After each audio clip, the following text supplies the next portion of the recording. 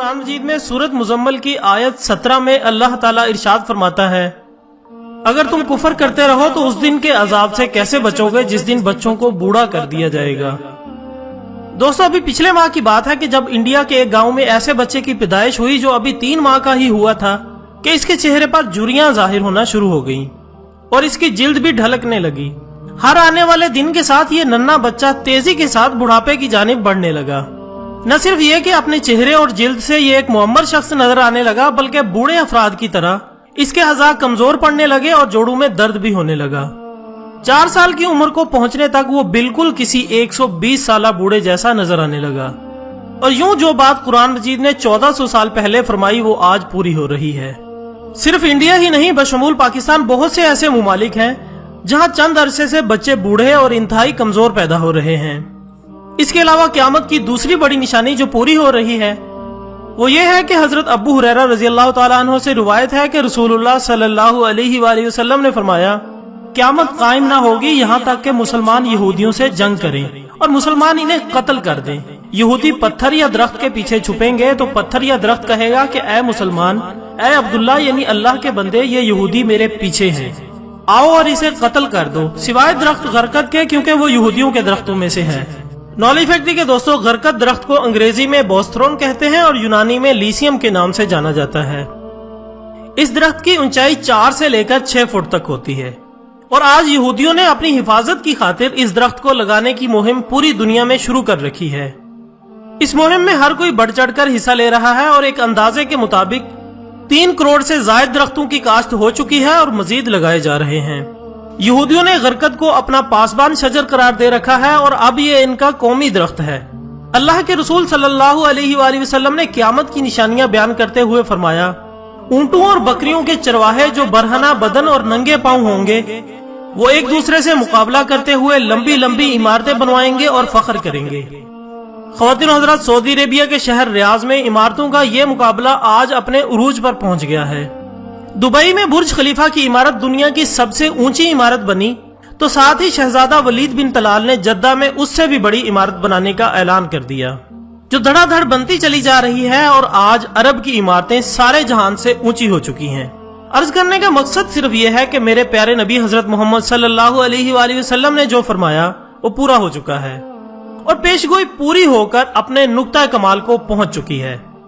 اس کے ساتھ ساتھ عرب کا سب سے زیادہ تیل خریدنے والے امریکہ نے صدام کو ختم کر کے تیل کی دولت سے سیراب ملک عراق کے کنووں پر قبضہ جما لیا ہے اور ان کنووں سے لاکھوں بیرل مفت وصول کر رہا ہے۔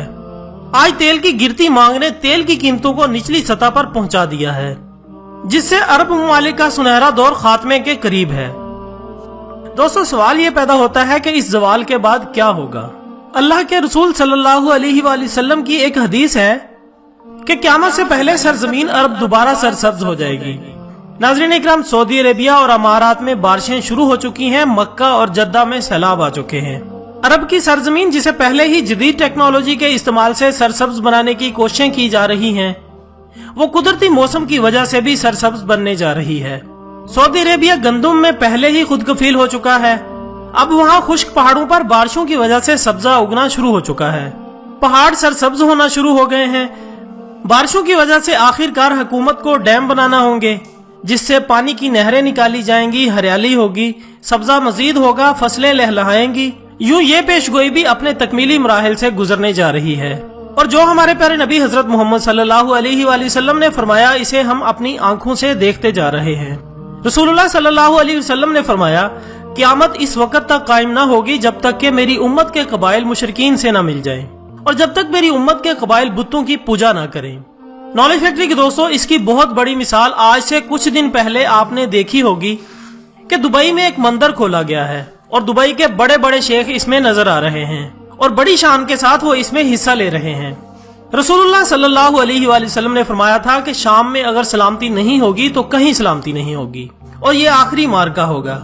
اور آپ یہ دیکھ لیں کہ برما، شام، فلسطین، کشمیر، بھارت اور وہ کون کون سی جگہ ہے جہاں مسلمانوں کا قتل عام نہیں ہو رہا۔ رسول اللہ صلی اللہ علیہ وآلہ وسلم جب معراج کی رات اللہ سے ہم کلام ہوئے تو اللہ سے عرض کی میری امت کے پاس کتنا وقت ہے؟ اللہ تعالیٰ نے فرمایا کہ 1 دن۔ حضور صلی اللہ علیہ وآلہ وسلم نے عرض کی کہ اے مالک کچھ وقت بڑھا دیں۔ तो अल्लाह ताला ने फरमाया कि आधा दिन और दे देते हैं, यानी 1.5 दिन। अब मैं आपके सामने एक और हदीस रखता हूँ कि रसूलुल्लाह सल्लल्लाहु अलैहि वसल्लम ने फरमाया कि क़यामत का एक दिन दुनिया के 1000 साल के बराबर होगा। अब 1.5 दिन का हिसाब लगाया जाए तो ये 1500 साल बनते हैं, और आज तकरीबन हम 1420 साल के लगभग पहुंच चुके हैं। बाज और अहादीस में ज्यादा दिन भी हैं, लेकिन मैंने एक आला दर्जे के मुफ्ती की जुबान से ये सुना है कि आज से 70 साल बाद क़यामत के आसार मुकम्मल हो जाएंगे। अब बेहतर इल्म तो अल्लाह ताला की जात को ही है। बस यही कहना चाहूंगा कि अब हम बस करें और आखिरत की तैयारी करें। उम्मत मुस्लिमा कट रही है, फिरके पर फिरके बन रहे हैं। हुजूर सल्लल्लाहु अलैहि वसल्लम की अहले बैत और हुजूर के सहाबा को माज़अल्लाह अस्तगफिरुल्लाह बुरा भला कहा जा रहा है। कुरान से दूरी है, दीन से दूरी है, नमाज खत्म हो गई है। रिश्वत आम, जिना आम, चोरी आम, गुनाह आम, गाली गलौज तो बिल्कुल बड़ी बात ही नहीं लगती। नात को गाना बना दिया गया है, काफिर काफिर की सदाएं चल पड़ी हैं, और क्या क्या दर्दे दिल सुनाऊं। बस दोस्तों, वो दिन आने वाला है जब सफेद लिबास में लिपेट दिया जाएगा, जब नाक में रुई ठोंस दी जाएगी, जब सफेद फट्टे पर पड़े होंगे और मस्जिद के खादिम आकर गुस्ल दे रहे होंगे, जब फरिश्ते आकर पूछेंगे कि साहिब असर को छोड़ें, अब वक्त चला गया, अब बताएं क्या कुछ लाए हैं। बस ये सोचिए वहां क्या होगा।